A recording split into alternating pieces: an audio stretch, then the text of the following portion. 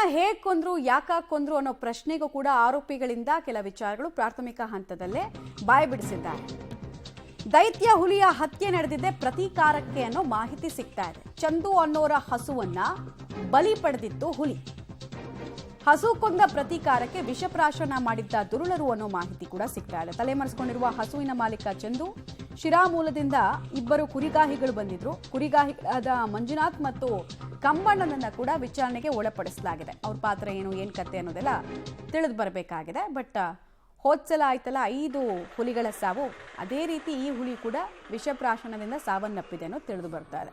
ತಮ್ಮ ಹಸುಗೆ ಕಾಟ ಕೊಡ್ತು ಅನ್ನೋ ಕಾರಣಕ್ಕೆ ಇವ್ರು ಕೊಂದು ಮುಗಿಸಿದ್ರು. ಬಟ್ ಇವರೆಲ್ಲರೂ ಒಂದು ವಿಚಾರ ಮರ್ತು ಹೋಗ್ತಾ ಇದ್ದಾರೆ.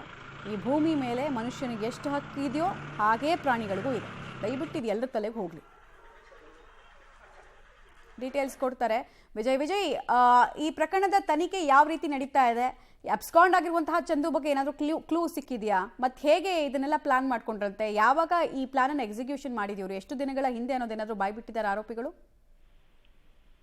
ಈ ಬಗ್ಗೆ ಅಧಿಕಾರಿಗಳು ಯಾವುದೇ ಒಂದು ಹೇಳಿಕೆಗಳನ್ನ ಸ್ಪಷ್ಟಪಡಿಸ್ತಿಲ್ಲ ಅಂತ ಹೇಳ್ಬೋದು ಮಮತಾ. ಆದ್ರೆ ಮಲೆಮಹದೇಶ್ವರ ವನ್ಯಧಾಮದಲ್ಲಿ ದೈತ್ಯ ಹುಲಿ ಹತ್ಯೆ ಪ್ರಕರಣಕ್ಕೆ ಸಂಬಂಧಿಸಿದಂತೆ ಇದೀಗ 4 ಒಂದು ಮೆಡಿಕಲ್ ಟೆಸ್ಟ್ಗೆ ಒಳಪಡಿಸಿರ್ತಕ್ಕಂಥದನ್ನ ನಾವು ಕಾಣ್ತಾ ಇದೀವಿ.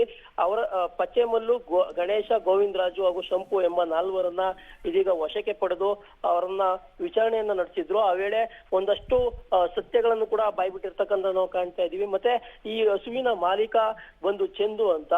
ಚಂದು ಈಗ ಸದ್ಯಕ್ಕೆ ತಲೆಮರೆಸಿಕೊಂಡಿರ್ತಕ್ಕಂಥದ್ದು ನಾವು ಕಾಣ್ತಾ ಇದೀವಿ. ಮತ್ತೆ ಆತನನ್ನು ಹುಡುಕುವಂತ ಕೆಲಸಕ್ಕೆ ಇದೀಗ ಅರಣ್ಯ ಇಲಾಖೆ ಹಾಗೂ ಪೊಲೀಸರು ಕೂಡ ಜಂಟಿಯಾಗಿ ಒಂದು ಕಾರ್ಯಾಚರಣೆಯನ್ನ ಮಾಡ್ತಾ ಇರ್ತಕ್ಕಂಥ ನಾವು ಕಾಣ್ತಾ ಇದೀವಿ. ಆ ಒಂದು ಸ್ಥಳದಲ್ಲಿ ಮಂಜುನಾಥ್ ಹಾಗೂ ಕಮ್ಮಣ್ಣ ಎಂಬ ಕುರಿಗಾಯಿಗಳು ಭೇಟಿ ಕೊಟ್ಟಿದ್ರು. ಮತ್ತೆ ಅವರು ಕೂಡ ಫೋಟೋ ತೆಗೆದಿದ್ರು ಅನ್ನೋ ಒಂದು ಮಾಹಿತಿ ಇರ್ತಕ್ಕಂಥದ್ದು. ಆ ಹಿನ್ನೆಲೆಯಲ್ಲಿ ಅವರನ್ನು ಕೂಡ ತೀವ್ರ ವಿಚಾರಣೆಗೆ ಒಳಪಡಿಸಿರ್ತಕ್ಕಂಥದ್ದನ್ನು ನಾವು ಕಾಣಬಹುದು.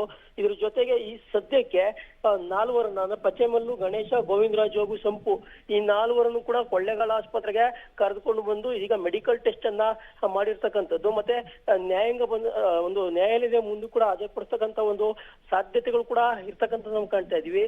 ಇನ್ನು ತಲೆಮರೆಸಿಕೊಂಡಿರ್ತಕ್ಕಂಥ ಚಂದುಕಾಗಿ ಇದೀಗ ಅರಣ್ಯ ಇಲಾಖೆ ಕೂಡ ಶೋಧ ಕಾರ್ಯವನ್ನು ಮುಂದುವರಿಸಿರುವಂತದ್ದು ಮಮತಾ. ಧನ್ಯವಾದ ತಮ್ಮೆಲ್ಲ ಮಾಹಿತಿಗಾಗಿ ವಿಜಯ್.